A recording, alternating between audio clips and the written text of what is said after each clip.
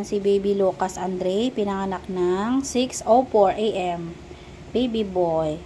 Ayan, ano siya, pulupot. 3.4 kilos si baby.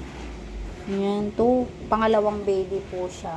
Ayan, doon na lang sir, sa ward na lang kasi may mga anak pa. Ayan, congrats, nakaraos na sila ni Mami. Mga initial vaccine ma'am, naibigay na po ha. Hepa B vitamin K and then ay ointment sa mata, no? Lalagay na lang yun sa ano na, baby book. Hello, hindi. Ayan, oh, medyo malaki-laki din si baby. Ayan. Cute ng baby nila. Panganay mo, ma'am, babae? Ayan, kota na si Mami. Babae tsaka lalaki na yung anak niya.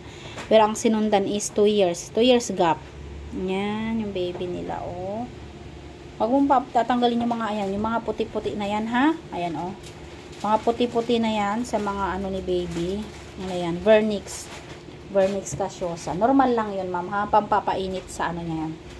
Katawan ni baby, ha? Huwag niyong pupunasan. Hayaan nyo lang. Kusang matatanggal yan pagka napapaliguan. Oh, sorry. Hindi na. Ayan naman si Mami. Okay ka lang, Mami? Okay lang. Nilalamig si Mami.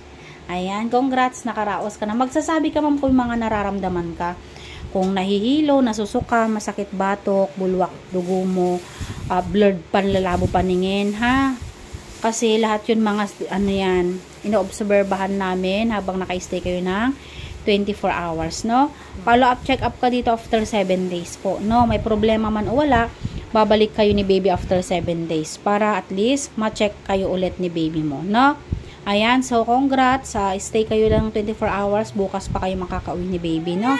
Congrats, Mami. Thank you. Nakaraos ka rin ng bilis-bilis lang. Okay, bye-bye.